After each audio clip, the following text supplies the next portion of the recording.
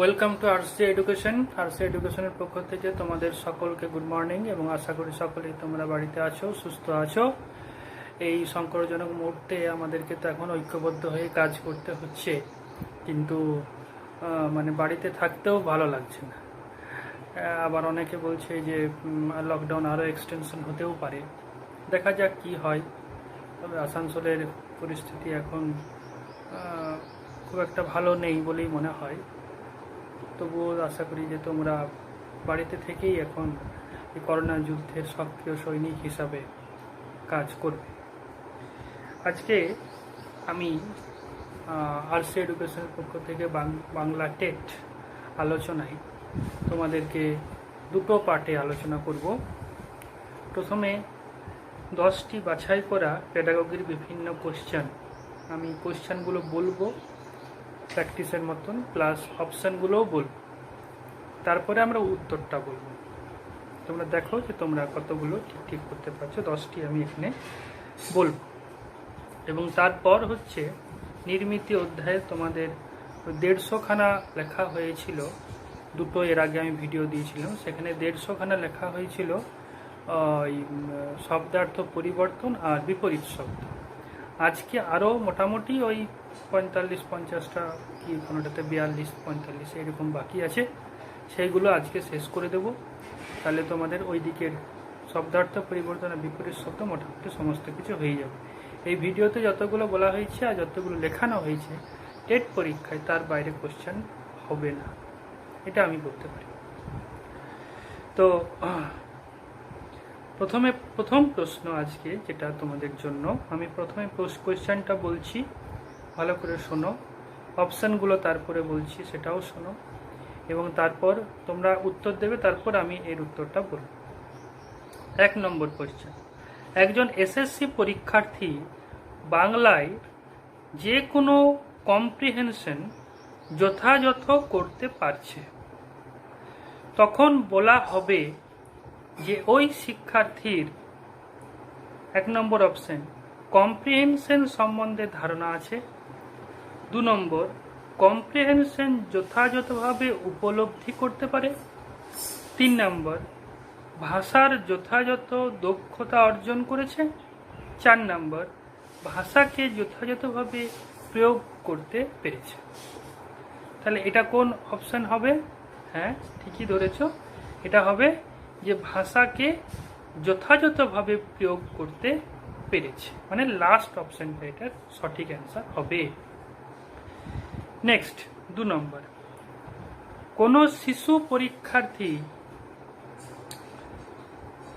যখন সাহিত্যের প্রশ্নের উত্তর দিতে পারে সহজে, তখন বলা হবে যে ওই শিক্ষার্থীর 1 নম্বর অপশন সাহিত্যে শিখন যথাযথ হয়েছে, সাহিত্যের শিখনকে ধারণা করতে পারছে, 3 নম্বর সাহিত্য সম্বন্ধে যে শিখন আয়ত্ত করেছে তার পুনরুদ্রেকও করতে পারছে না, 4 নম্বর হচ্ছে যে কোনোটিই নয়।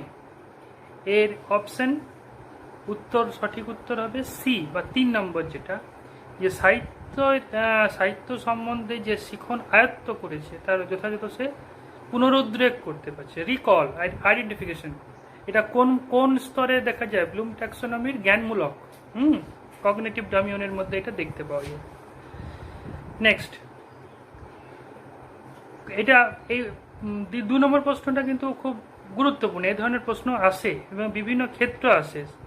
কোনো শিশু শিক্ষার্থী যখন সাহিত্যের প্রশ্ন উত্তর দিতে পারছে, তখন তার কোন বৈশিষ্ট্য দেখতে পাওয়া যায়, এই অপশানগুলো তোমাদেরকে বলা হতো।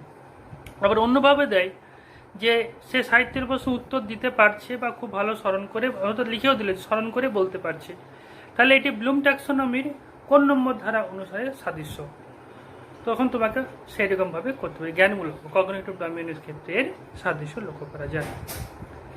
নেক্সট হচ্ছে শিশুদের ভাষা শিখনের ক্ষেত্রে যেটি প্রযোজ্য নয়, শিশুদের ভাষা শিখনের ক্ষেত্রে যেটি প্রযোজ্য নয়, কোনটি প্রযোজ্য নয় বলেছে? ছবি ব্যবহার করা দরকার, ছড়া ব্যবহার করা যেতে পারে। পুরস্কারের মাধ্যমে অনুপ্রাণিত করতে হবে, আবৃত্তির ওপর জোর দিতে হবে। কোশ্চেনটা আমি আরেকবার বলছি, শিশুদের ভাষা শিখনের ক্ষেত্রে কোনটি প্রযোজ্য নয়? 1 নম্বরে ছবি ব্যবহার করা দরকার, এটি কি প্রযোজ্য নয়? এটা অবশ্যই প্রযোজ্য, বাদ দিয়ে দাও। ছড়া ব্যবহার করা যেতে পারে, এটি কি প্রযোজ্য নয়? শিশুদের জন্যই তো ছড়া। রবীন্দ্রনাথের একটা আছে ছেলে ভুলানো ছড়া, ছেলে খেলার ছড়া। হ্যাঁ, নেক্সট, পুরস্কারের মাধ্যমে অনুপ্রাণিত করে, মানে ওই যে শক্তিশালী উদ্দীপক বা স্টিমুলাস, হ্যাঁ, এসআর বন্ড যেটাকে বলা হয়, স্টিমুলাস রেসপন্স, স্টিমুলাস রেসপন্স। যেরকম তুমি স্টিমুলাস দেবে সেরকম সে রেসপন্স করবে, এটাও অবশ্যই দরকার। তাহলে আবৃত্তির ওপর জোর দেওয়া যেতে পারে, এটা দরকার নেই। আবৃত্তি শিখতেই হবে এরকম একদম ধনুক ভাঙা পণ কিন্তু কোনো শিক্ষার্থীর ক্ষেত্রে, এটা অবশ্যই সৃজনমূলক একটি কাজ এবং সেটা অবশ্যই অপশনাল। যে পারবে শিখবে, যার ইচ্ছা আছে, যার ইচ্ছা নেই সে শিখবে না। নেক্সট হচ্ছে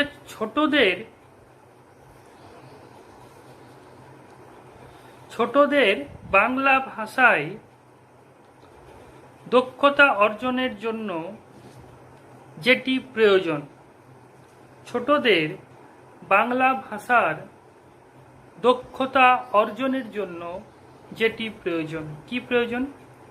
পাঠ্যপুস্তক পাঠের উপর জোর দিতে হবে, গল্পের বই পাঠের অভ্যাস গঠন করতে হবে, প্রতিদিন বাংলা ভাষার খবরের কাগজ পড়তে হবে। না সবগুলি? অবশ্যই এটা সবগুলি হবে, ঠিক আছে। মানে মোটামুটি ধাঁচগুলো তোমরা বুঝতে পারছো তো, যে কিরকম ভাবে কোশ্চেন কি আসছে না আসছে। ঠিক, গুড।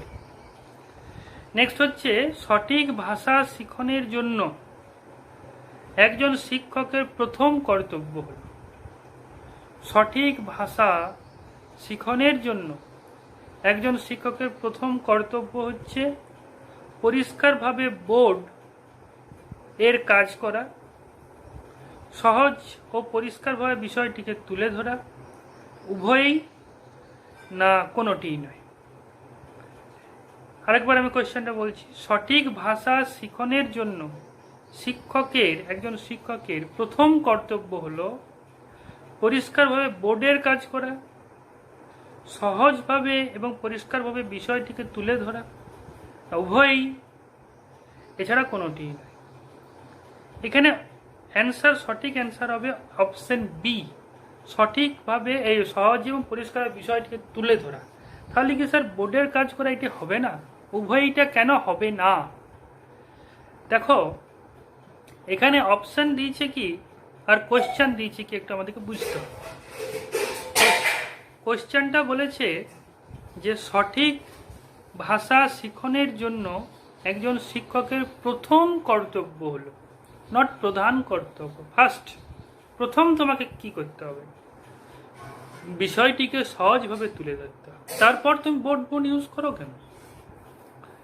তুমি বিভিন্ন ভিজুয়াল এইডস ইউজ করতে পারো, কোনো ভিডিও ক্লিপ, কোনো ভিডিও গঠন, সেগুলো ইউজ করতে পারো। প্রথমে তোমাকে কি করতে হবে? বিষয়টিকে সহজভাবে উপস্থাপন করতে হবে, তারপরে বোর্ড ইউজ করতে হবে। তাহলে এটি হয়ে গেল অপশন বি, অর্থাৎ সহজে এবং পরিষ্কারভাবে বিষয়টিকে তুলে ধরা। নেক্সট, বাঙালি শিক্ষার্থীর আত্মপ্রকাশের সুষ্ঠু মাধ্যম হলো।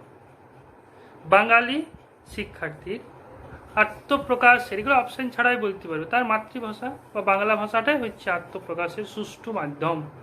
এই ভাষাতেই আমরা নিজের মনের ভাবকে সুষ্ঠুভাবে প্রকাশ করতে পারি অন্যান্য ভাষার থেকে।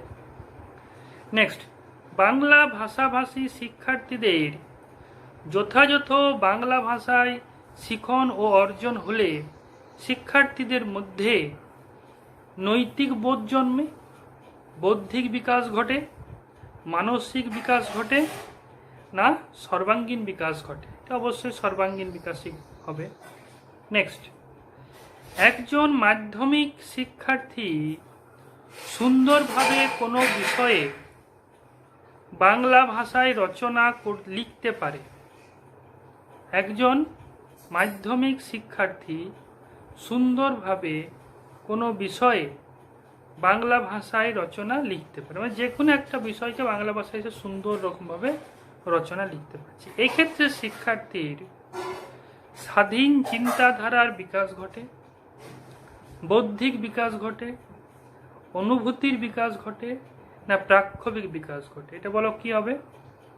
এক্ষেত্রে শিক্ষার্থীর বৌদ্ধিক বিকাশ, স্বাধীন চিন্তাধারার বিকাশ, অনুভূতির বিকাশ, প্রাক্ষবিক বিকাশ। এক্ষেত্রে উত্তর হবে স্বাধীন চিন্তাধারার বিকাশ ঘটে। এর মধ্যে অনুভূতিও রয়েছে, এর মধ্যেও প্রাক্ষবিকও রয়েছে, এর মধ্যে বৌদ্ধিকও রয়েছে। তাহলে সে স্বাধীন চিন্তাধারার। তুমি যদি চিন্তাই করতে না পারো, চিন্তা করলেই তোমার বুদ্ধির দরকার হয়, বুদ্ধি করলে তোমাকে অনুভূতি প্রবণ হতে হবে, কল্পনা প্রবণ হতে হবে, যদি তুমি স্বাধীন চিন্তা করো। আচ্ছা, তাহলে এই এবং বৌদ্ধিক যখনই হয়ে যাচ্ছ, অনুভূতিমূলক যখনই হয়ে যাচ্ছ, তখনই কিন্তু তুমি সাথে সাথে প্রাক্ষবিক বিকাশ এবং ইমোশনসগুলিও তোমার ফুটে উঠবে। তাহলে ওই যে বললাম স্বাধীন চিন্তাধারার প্রকাশ ঘটে, এর মধ্যে কিন্তু এই তিনটে অপশনও রয়েছে। এটা তোমাকে ধরতে হবে, আর কিছু না। নেক্সট, সরব পাঠের মাধ্যমে শিখন হলে, সরব পাঠ এর মাধ্যমে শিখন হলে মানসিক ও দৈহিক প্রক্রিয়াগুলি সঠিকভাবে কাজ করে, মানসিক ও দৈহিক প্রক্রিয়াগুলি প্রচ্ছন্নভাবে কাজ করে, অনুভূতিমূলক প্রক্রিয়াগুলি ক্রিয়াশীল হয়, না দক্ষতামূলক প্রক্রিয়াগুলি ক্রিয়াশীল হয়?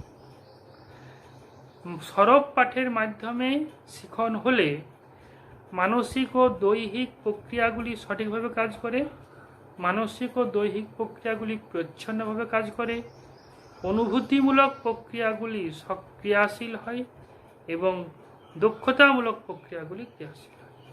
এর উত্তর হবে অপশন এ, মানসিক এবং দৈহিক প্রক্রিয়াগুলি সঠিকভাবে কাজ করে। কেমন? নেক্সট, লাস্ট আর কি, নীরব পাঠের মাধ্যমে শিখন হলে কোনটি হবে বলো?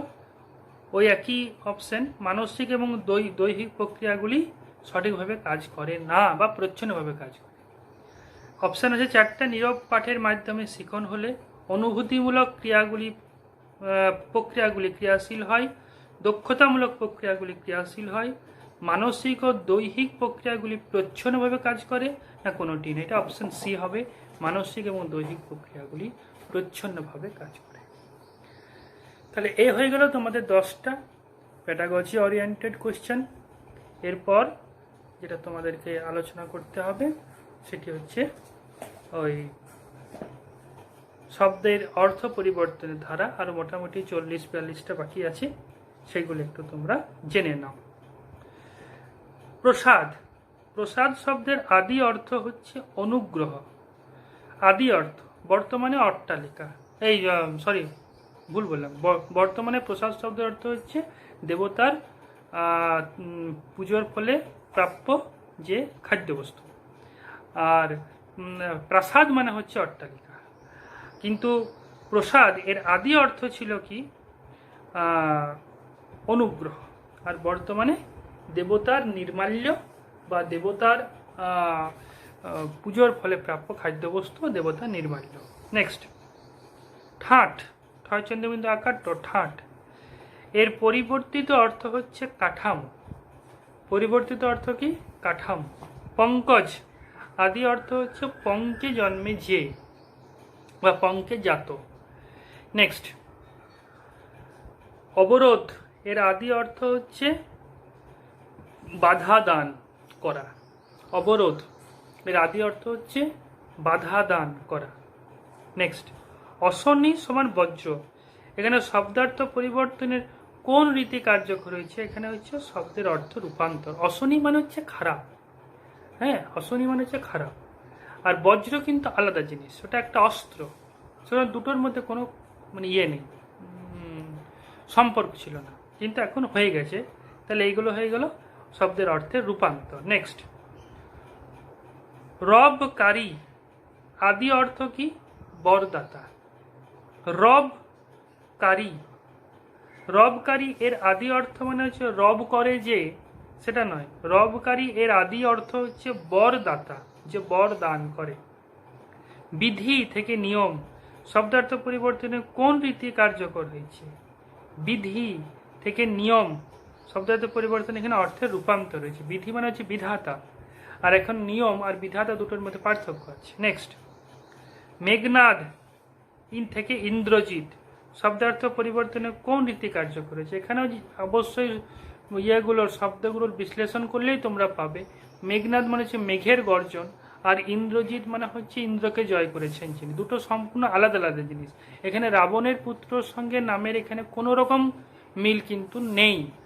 ব্যাকরণ নির্মিতি অংশে শব্দের অর্থটাই হচ্ছে মূল জিনিস। কেমন? তাহলে মেঘনাদ থেকে ইন্দ্রজিৎ এখানে হয়েছে শব্দের অর্থে রূপান্তর। নেক্সট, সুগ্রীব এর আদি অর্থ কি? সুগ্রীব, গ্রীব মানে হচ্ছে গ্রীবা মানে এই ঘাড়, সুন্দর গ্রীবা যার, ঘাড়টা যার সুন্দর, হ্যাঁ, সেইটাকে বলা হচ্ছে সুগ্রীব। আচ্ছা, নেক্সট, শিবির থেকে সেনা নিবাস শব্দার্থ পরিবর্তনের ক্ষেত্রে এখানে অর্থের সংকোচ হয়েছে, অর্থের সংকোচ হয়েছে। ধারা পরিবর্তিত অর্থ হচ্ছে গতি, ধারা এর পরিবর্তিত অর্থ হচ্ছে গতি। প্রভাত এর আদি অর্থ হচ্ছে প্রকৃষ্ট রূপে উজ্জ্বল, প্রভাত এর আদি অর্থ হচ্ছে প্রকৃষ্ট রূপে উজ্জ্বল।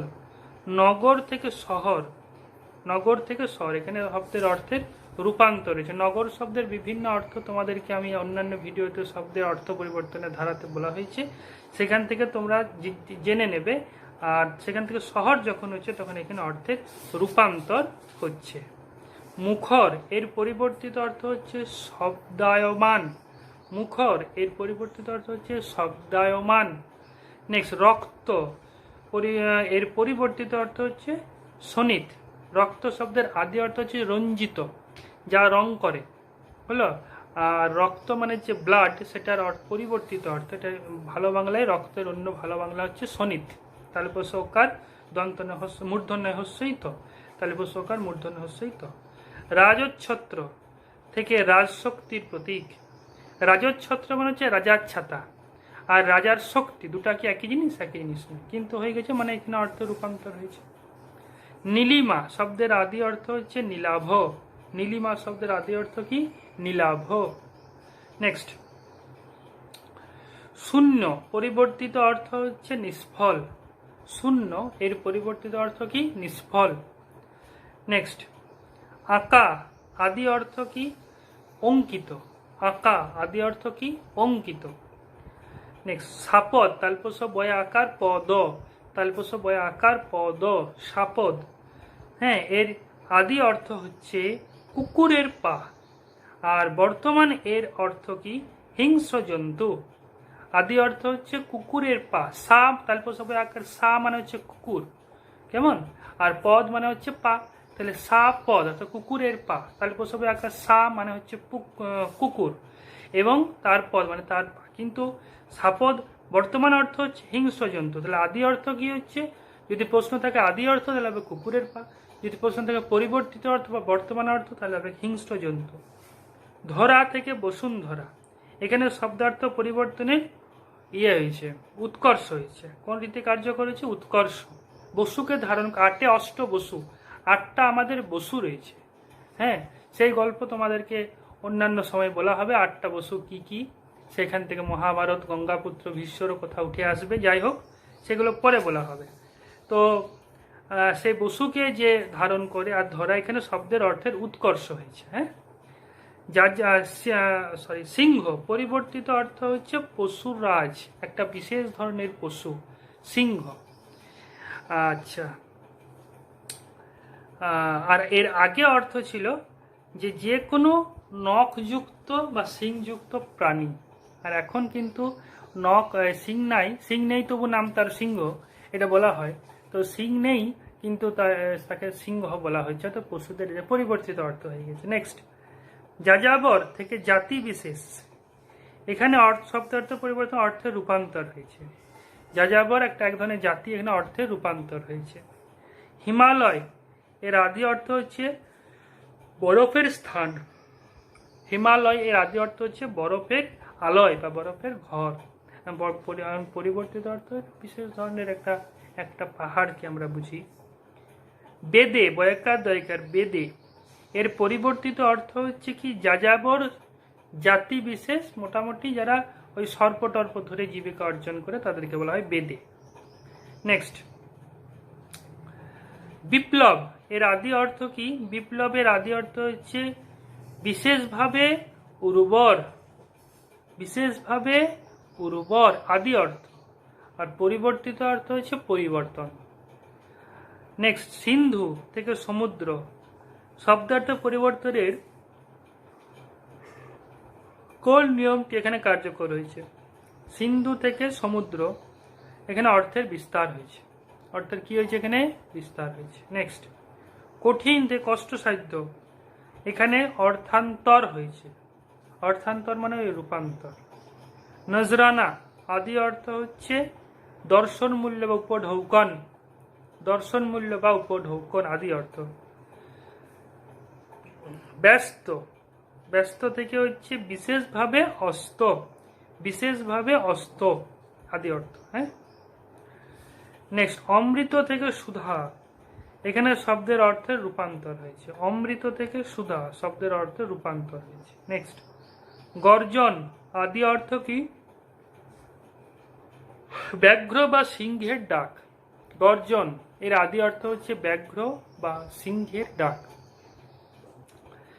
নেক্সট, জনতা থেকে জনগণ, এর শব্দার্থ পরিবর্তনে কোন নিয়ম এখানে কার্যকর হয়েছে? জনতা থেকে জনগণ শব্দার্থ পরিবর্তনে কোন নিয়ম কার্যকর হয়েছে? এখানে অর্থের বিস্তার হয়েছে, অর্থের বিস্তার হয়েছে। মন্দ্রিত থেকে শব্দিত, মন্দ্রিত মানে হচ্ছে অতি মানে ঝংকার, অনেক বেশি পরিমাণে যখন শব্দ হয়। মেঘ ডাকছে, মেঘ মন্দ্রিত করে। হ্যাঁ, মন্দ্রিত মানে হচ্ছে থেকে শব্দিত, এখানে অর্থের রূপান্তর হয়েছে। অর্থাৎ মানে কি বলবো, হ্যাঁ মন্দ্রিত মানে হচ্ছে ঠিক শব্দ, অনেক বড় শব্দ আর কি, শব্দের যে কোনো রকমের শব্দটা এখানে অর্থের রূপান্তর করো না, এখানে অর্থের বিস্তার করো। হ্যাঁ, মন্দ্রিত মানে হচ্ছে একটা বিশেষ ধরনের বড় শব্দ, এখন যে কোনো শব্দকে মোটামুটি বোঝা যায়, তাহলে এখানে অর্থের বিস্তার করো। নেক্সট, জিজ্ঞাসা এর পরিবর্তিত অর্থ হচ্ছে প্রশ্ন করা, পরিবর্তিত অর্থ হচ্ছে প্রশ্ন করা। সব তাহলে প্রসব সব এর পরিবর্তিত হচ্ছে মৃতদেহ।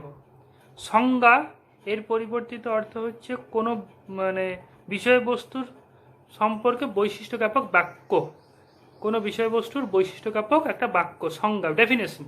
আর সংজ্ঞা মানে আগে ছিল চেতনা।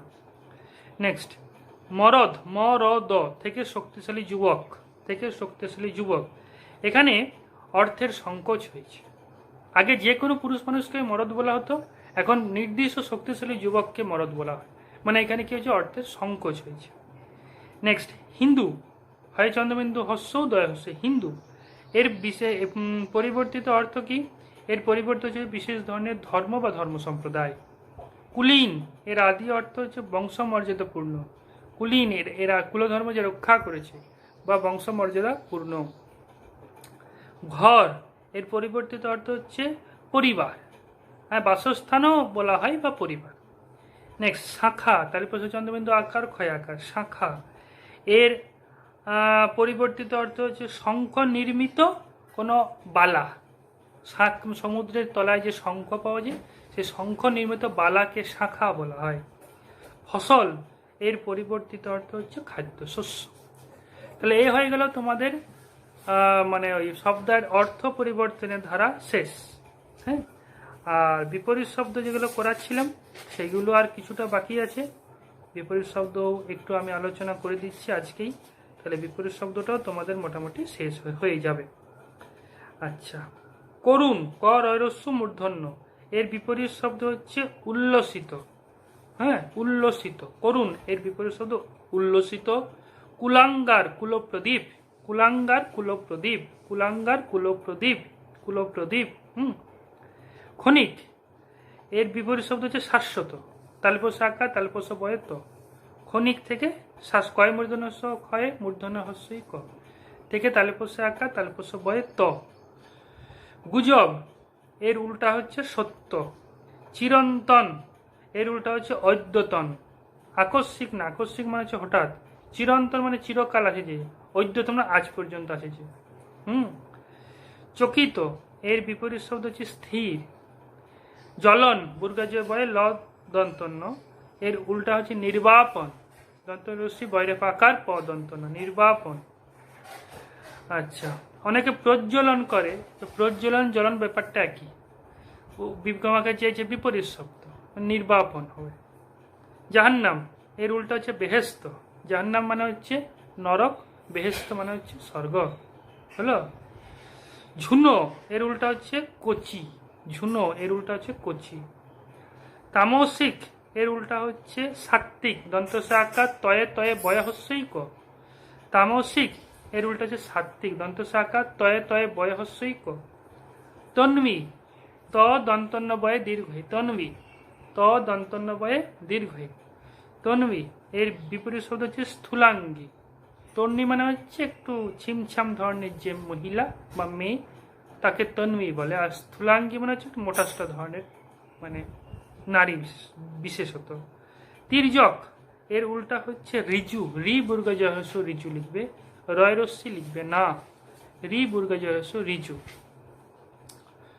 আচ্ছা, দুরাস্ত দয় দীর্ঘ রে আকার দন্ত সয়েত হয়, দয় দীর্ঘ রে আকার দন্ত সয়েত হয়। দুরাস্থ এর বিপরীত শব্দ হচ্ছে সমীপস্থ, দন্ত সয় ময় দীর্ঘই, হ্যাঁ, প দন্ত সয়েত হয়, দন্ত স ময় দীর্ঘই প দন্ত সয়েত হয়, সমীপস্থ। কেমন? নেক্সট, দুলোক দয়জ ফেলা রস্যু লক, দুলোক এর উল্টা হচ্ছে ভূলোক, ভয় দীর্ঘ লয় উকার ক। আচ্ছা, নেক্সট, নিষ্ক্রান্ত। নিষ্ক্রান্ত এর উল্টা হচ্ছে প্রবিষ্ট, নিষ্ক্রান্ত মানে নির্গমন, প্রবিষ্ট মানে আগমন। নিষ্ক্রান্ত এর উল্টা হচ্ছে প্রবিষ্ট। নশ্বর উল্টা শাশ্বত। নিক্ষেপ এর উল্টা হচ্ছে উৎক্ষেপ। আচ্ছা, বিশদতা এর উল্টা হচ্ছে স্বল্পতা। বিরক্ত উল্টা অনুরক্ত। বঞ্চিত চরিতার্থ। বিজন হচ্ছে স্বজন। বনেদি এটা হচ্ছে অন্তজ বা গড় বনেদি, অন্তজ বা গনা, কুলিন থেকে অন্তজ হবে, অন্তজটা ঠিক হবে না, বনেদি গড় বনেদি করো, আর যদি কুলিন দেয় তার উল্টা হবে অন্তজ। ওটা লিখে নাও, কুলিন থেকে অন্তজ। হ্যাঁ, দন্তন্নয় তয়ে জ ফেলা দেবে, বর্গীয় জ, পয়রস্যু লয় দীর্ঘই দন্তন্য, কুলিন। বিনয়ী থেকে উদ্ধত। বিশ্বস্ত বয়রস্যি দন্তস্বয় র ফেলা দন্তস্বয় তয়, মানে এলোমেলো আর কি, সেটা হচ্ছে সংবৃত। সংবৃত মানে হচ্ছে কুঞ্চিত ওই সময়, সংবৃত মানে হচ্ছে গোছানো। যেমন এই আমার চুল, এটা মানে পরিপাটি করে আছে, সংবৃত। এটা যদি এরকম এবড়ো খেবড়ো থাকে তাহলে সেটা বলা বিশ্বস্ত।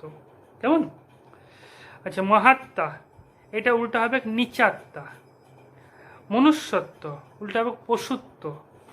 স্বতন্ত্র উল্টা পরতন্ত্র।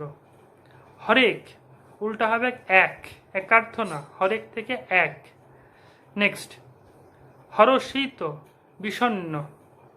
সিদ্ধান্ত অনুমান, সিদ্ধান্ত এর উল্টা হবে অনুমান। আচ্ছা, সোয়া দন্ত ও অন্তস্থ আকার, সোয়া দন্ত ও অন্তস্থ আকার এর উল্টা হবে পৌনে, পয় ঔকার মূর্ধন্য একার, পৌনে। সোয়া, সোয়া দুটা আর পৌনে দুটা, দুটার মধ্যে মানে এই ব্যাপার আর কি, পার্থক্য। সিদ্ধি এর উল্টা হবে স্খলন, পতন না, স্খলন।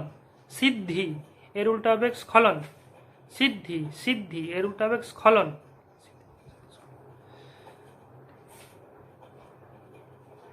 সিক্ত এর উল্টা হবে শুষ্ক, সিক্ত মানে ভেজা, শুষ্ক মানে শুকনো। স্থানু এর উল্টা হবে চলিষ্ণু, স্থানু এর উল্টা হচ্ছে চলিষ্ণু।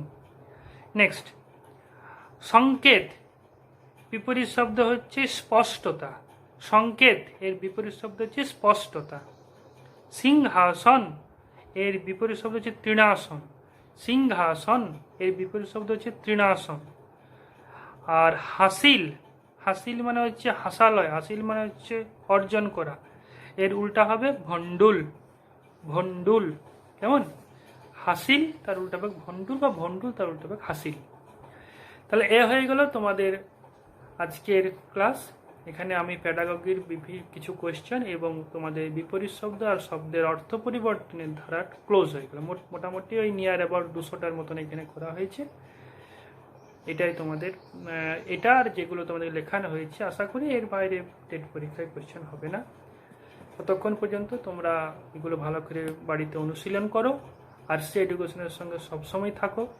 আরসি এডুকেশন সবসময় সদা জাগ্রত তোমাদের আগামী জীবনকে সুন্দরভাবে গঠন করার কাজে সদা তৎপর। বাড়িতে থাকো, সুস্থ থাকো।